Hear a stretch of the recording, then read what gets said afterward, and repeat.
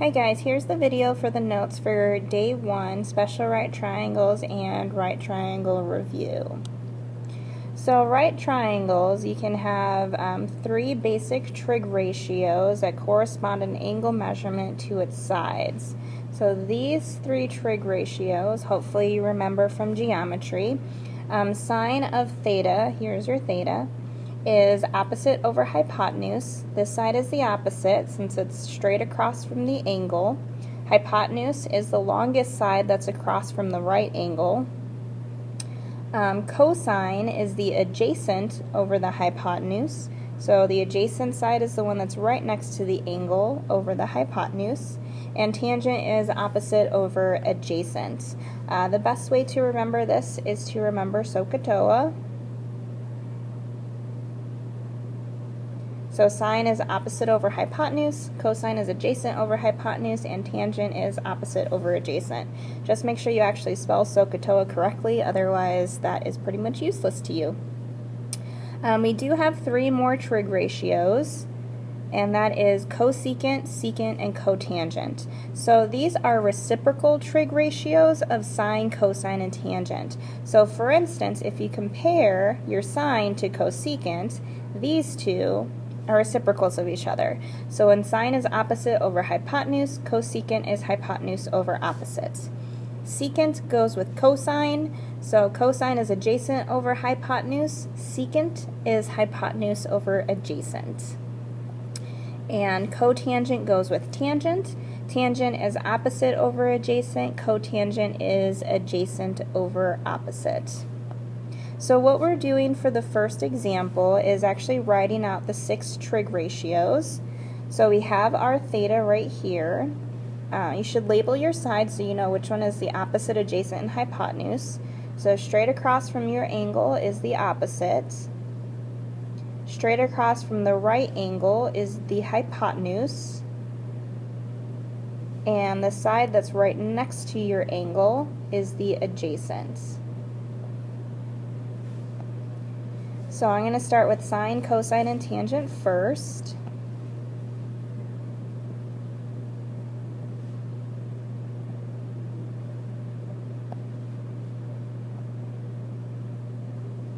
So sine is the opposite over the hypotenuse, so that's going to be 15 over 17. Cosine is the adjacent over the hypotenuse, so that's 8 over 17. And tangent is opposite over adjacent, so that's 15 over 8. For the reciprocal trig ratios, sine matches up with cosecant, cosine matches up with secant, and tangent matches up with cotangent. So since sine is 15 over 17, cosecant is 17 over 15. Cosine is 8 over 17, so secant is 17 over 8. And cotangent is going to be 8 over 15. And that is your answer of the 6 trig ratios. For the second triangle, again I'm going to label my sides. Going straight across, so that is the opposite. Across from the right angle is the hypotenuse, and the side right next to the angle is the adjacent. So I'm going to start with sine, cosine, and tangent first.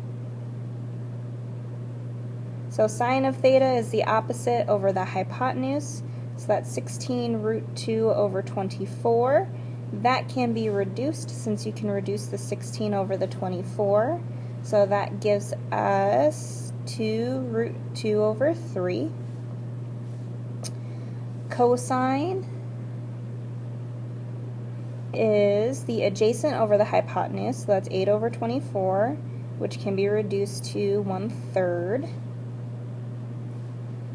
And tangent is opposite over adjacent, so that's 16 root 2 over 8, which can be reduced to 2 root 2. For the other trig functions, I have cosecant, which goes with sine. That's going to give me 3 over 2 root 2. Now you're not supposed to have radicals in the denominator, so we need to change it. The way that you do that is you bring the radical to the top. So that gives us 3 root 2 over, get rid of the radical in the denominator, so that's 2 times 2. So that's going to equal 3 root 2 over 4 for cosecant. Cosine matches up with secant. And since cosine is 1/3, secant is 3. And then for cotangents, so cotangent of theta is going to be 1 over 2 root 2. And once again, you're not allowed to have radicals in the denominator, so I'm going to move this to the top. That gives me 1 root 2 over 2 times 2. So you get rid of the radical in the denominator, so that gives me root 2 over 4. Ran out of space there. So those are the 6 trig ratios of both of the triangles. For the second example, what's happening is I am giving you one trig ratio and I want you to find another one. So cosine of angle A is 2/5. It's helpful to actually draw a triangle. So here's a right triangle. I'm going to label this angle as angle A. So this one right here. Cosine, if you recall from SOHCAHTOA, which I'll write over here, cosine is adjacent over hypotenuse. So I'm going to go ahead and label my ratio as the adjacent over the hypotenuse. So starting with my angle A, my adjacent side is going to be the 2. My hypotenuse is 5. Now we're missing the third side of the triangle, so you can use the Pythagorean Theorem to find that. So 2 squared plus, I'm just going to label it as x. 2 squared plus x squared equals 5 squared. So 4 plus x squared equals 25. X squared equals 21. So x is the square root of 21. Go ahead and leave it as a radical. You don't have to change it to a decimal or anything like that since we're just writing the ratios. So tangent of angle A, tangent is opposite over adjacent. So my opposite side is the square root of 21. My adjacent side is 2. So that is our answer.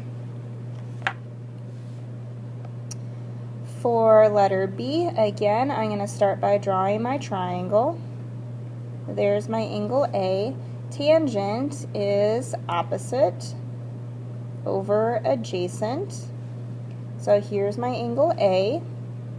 My opposite side is 5, and my adjacent side is 3. Again, we're missing this side. In this case, we're missing the hypotenuse. So I have 3 squared plus 5 squared equals x squared. So 9 plus 25 equals x squared. So 34 equals x squared. So x is the square root of 34. For this one, we're looking for cosecant of angle A. I always like to try to find the original trig function first. So cosecant matches up with sine. So I'm going to find sine of A first. So sine is opposite over the hypotenuse. So opposite side is 5, hypotenuse is 34. Normally, I would require you to change it since you can't have a radical in the denominator, but our original question is asking for cosecant. It's not asking for sine. So once I take my sine and flip it over, which gives me cosecant, we no longer have to worry about having that radical in the denominator. So there's your final answer for letter B. Special right triangles are very important in trig. It's going to be especially important once we get to the unit circle, which we'll be doing later on. So today we're just going to look at the trig ratios of special right triangles, so we need to start by labeling them. So this is our 30, 60, 90 triangle. And down here we have our 45, 45, 90 triangle. For the 30, 60, 90, your shorter leg is 1. The hypotenuse is double that. The other leg is going to be the square root of 3. For 45, 40, 90 triangles, it's isosceles, so these two sides are equal, so 1 and 1, so your hypotenuse is going to be the square root of 2. So for 30 degrees, I'm looking at my 30 degrees, cosine is adjacent over hypotenuse, so my adjacent side is square root of 3, hypotenuse is 2.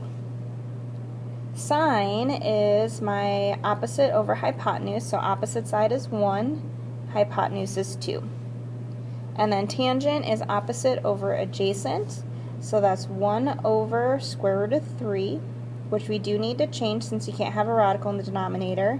So I'm going to bring the radical to the top, so root 3, get rid of the radical in the bottom, so root 3 over 3. I'm going to go ahead and jump down to the 60 degrees, since we're still using that same triangle. So cosine is adjacent over hypotenuse, which looking at the 60 degrees is 1 over 2. Sine is opposite over hypotenuse, so opposite over the hypotenuse. So that is root 3 over 2. And tangent is opposite over adjacent, so that's root 3 over 1, or just root 3. For the 45, 45, 90 triangle, it doesn't matter which 45 degrees you pick since it's an isosceles triangle. So cosine is adjacent over hypotenuse, so that's 1 over root 2, which needs to be changed. That becomes root 2 over 2. Sine is opposite over hypotenuse, so same thing, 1 over root 2, which changes to root 2 over 2. And then tangent is your opposite over adjacent, which is just 1. So we're going to use this table to find the other trig functions, so the reciprocal trig functions of secant, cosecant, and cotangents. So secant of 30 degrees. So if secant matches up with cosine, so I'm going to start by finding cosine of 30 degrees first. So going back to my table, cosine of 30 degrees is root 3 over 2. So cosine of 30 degrees is root 3 over 2. Now my original problem was asking for secant, so I can go ahead and take that and flip it over. So secant of 30 degrees is 2 over root 3, which of course we need to change. So that becomes 2 root 3 over 3. Cotangent matches up with tangent. So I'm going to look at tangent of 60 degrees first. So going back to my table, tangent of 60 degrees is root 3.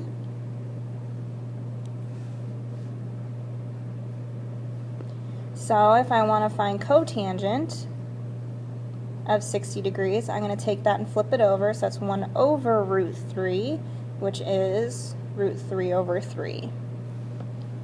And then cosecant matches up with sine. Sine of 45 degrees, if we go back to our table, sine of 45 is root 2 over 2.